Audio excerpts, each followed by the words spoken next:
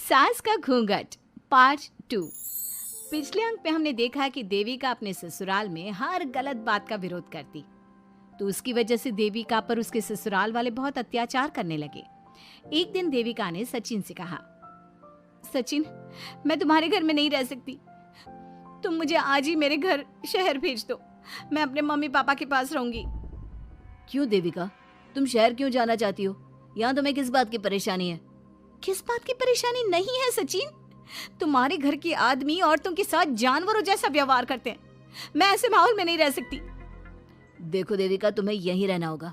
तुम्हारी शादी मुझसे हो गई है, अब मैं तुम्हारा पति हूँ और यही तुम्हारा घर है। अच्छा, तो तुम्हें याद है कि मैं तुम्हारी पत्नी हूँ? जब तुम्हारे पिताजी और चाचा जी मुझे एक एक हफ्ते के लिए कमरे में बंद कर देते हैं, तब तुम्हें क्यों याद नहीं आता कि जो औरत कमरे में बंद है वो तुम्हारी पत्नी है? जब तुम्हारे जीजाजी और भाई मुझसे बदतमीजी से बात करते हैं, मुझे खाने के लिए कुछ नहीं देते, तब भी तुम्हें याद नहीं आता कि मैं तुम्हारी पत्नी हूँ? देखो देविका, तुम बेकार की बातें मत करो। तुम यहाँ ढंग से रहोगी, सबकी बात मानोगी, तो कोई तुम्हें कुछ नहीं कहेगा। इस तरह जानवर की तरह रहना ढंग से रहना है तो सॉरी सचिन, मैं नहीं रह सकती, मैं आज ही अपने घर जाऊंगी। ये बोलकर देविका अपना सामान पैक कर लेती है और घर से जाने लगती है। सचिन भी उसके पीछे पीछे चलता है और उसे समझाने की कोशिश करता है। जब ये सब जोगिंदर ने देखा तो बोल पड़ा, बहू, यह सब क्या हो रहा है? कहाँ जा रही हो? सचिन, बताओ अपने पिताजी को कि कहाँ जा रही हूँ मैं। तुम्हें शर्म नहीं आती अपने पति का नाम लेते हुए? मैं अपने पति का नाम ले रही हूँ, इसमें आपको क्या परेशानी है? आपका नाम तो नहीं ले रही हूँ ना? देविका, ये किस तरह से बात कर रही हो तुम पिताजी से? जिस तरह से करनी चाहिए उस तरह से कर रही हूँ बात। इससे अच्छी तरह से मैं तुम्हारे घर के किसी भी आदमी से बात नहीं कर सकती।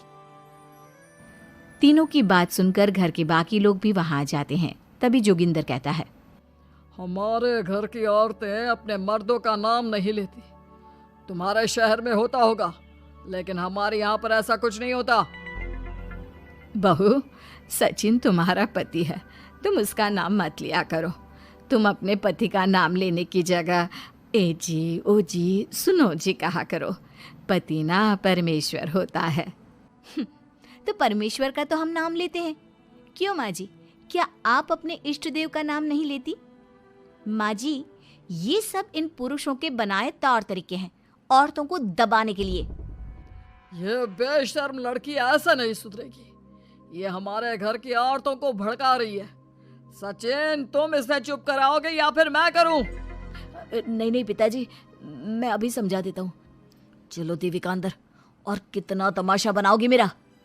सचिन, मैं अंदर नहीं बाहर जाऊंगी, अब मैं यहाँ नहीं रह सकती। देविका की बात सुनकर महेंद्र कहता है, भाई साहब, ये लड़की इस घर से और गांव से बाहर ना जानी चाहिए, नहीं तो हमारे घर और गांव की औरतें भी ऐसी ही हरकतें करेंगी, वो भी मर्दों के खिलाफ बगावत करेंगी। और मैं भी देखती हूँ कि मुझे घर से बाहर जाने से कौन रोकता है। बहू, इनसे बहस करने का कोई फायदा नहीं, तुम अंदर चलो। इस गांव के मर्दों के अंदर बहुत अहंकार भरा हुआ है। देविका किसी की बात नहीं सुनती और अपना सामान उठाकर घर से बाहर जाने लगती है। तभी वहां मोहन और कल्याण आते हैं।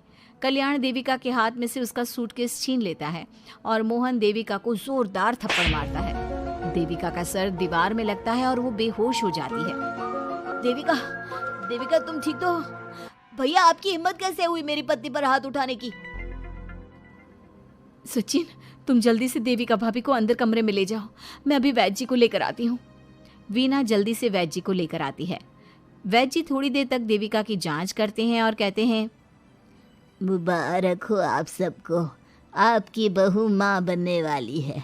अभी तो मैं आपको दवाई दे देता हूँ, लेकिन आगे इनके इलाज के लिए आपको दाई अम्मा को बुलाना होगा।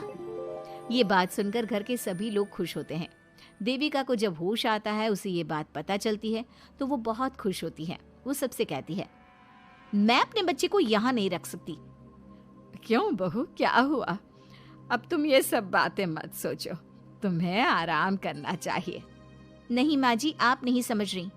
अगर मेरा बेटा हुआ तो इस घर के मर्दों की तरह अहंकारी और औरतों पर जुल्म करने वाला बनेगा, और अगर मेरी बेटी हुई तो वो जानवरों की तरह जुल्म सहने वाली बनेगी और दोनों ही अनपढ़ रहेंगी। देविका की बात सुनकर घर की सभी औरतों को पहली बार एहसास हुआ कि वो किस अंधकार वाले समाज में जी रही हैं। लेकिन फिर भी घर की सारी औरतें उसे ही समझाती हैं। बहू देखो, तुम्हारी बात सही है, लेकिन तुम इस हालत में सफर नहीं कर सकती। हाँ बहू, तुम यहीं रहो, अपना और अपने बच्चे का ख्याल रखो। देखो ना देविका भाभी, हमें बिल्कुल भी पढ़ना लिखना नहीं आता, अपना नाम भी नहीं लिख पाते, तो आप मुझे थोड़ा पढ़ा दीजिए ना। देविका, तुम्हारी बातें सुनकर पहली बार हमें एहसास हुआ है कि कैसे माहौल में हम जी रहे हैं। तुमने हमारे अंदर उम्मीद की नई रोशनी पैदा की है। यहाँ से मत जाओ तुम। देविका ने घर की औरतों की बात सुनी तो उसका दिल पसीज गया। उसने गांव में ही रहने का फैसला लिया। वो अपने घर की औरतों को रोज पढ़ाती, उन्हें अपने अधिकारों के बारे में, देश के बारे में बताती। इसी तरह कई दिन बीत गए और एक दिन सुजाता ने सचिन से कहा, सचिन, देविका की तबीयत ठीक नहीं, तुम जल्दी जाकर दाई अम्मा को बुला लाओ ना। भाभी, दाई अम्मा क्या कर लेंगी? आप किसी डॉक्टर को बुला लो, मेरी तबीयत ठीक नहीं है।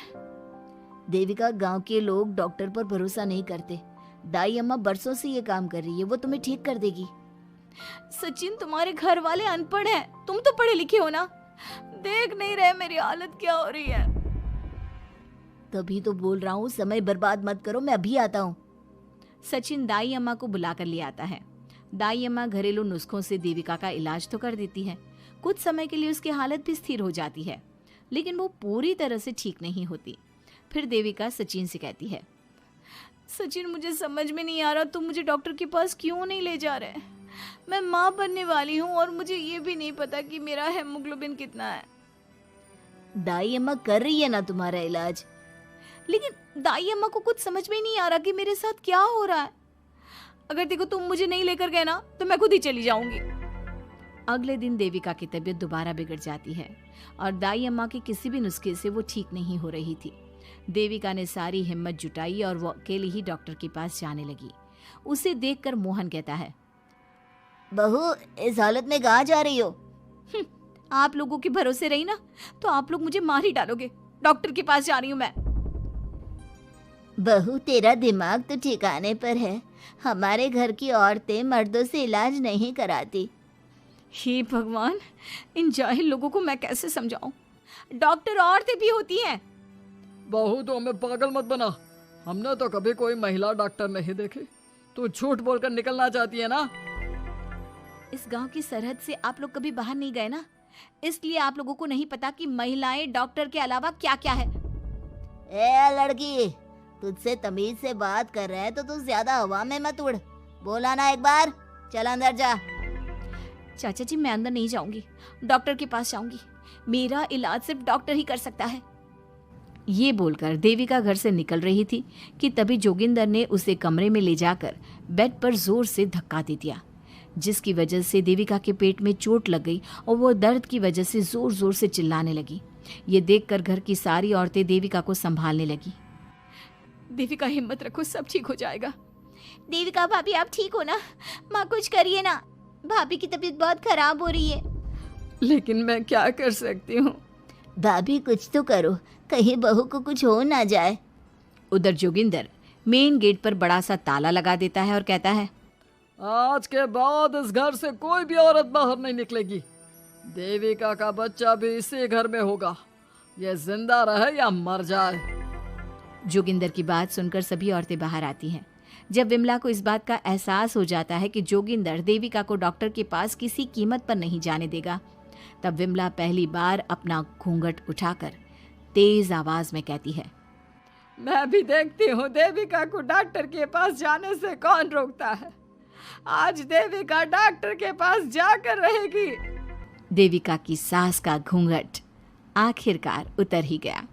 घर के आदमियों ने पहली बार विमला का ये रूप देखा था और उसकी तेज आवाज पहली बार सुनी थी।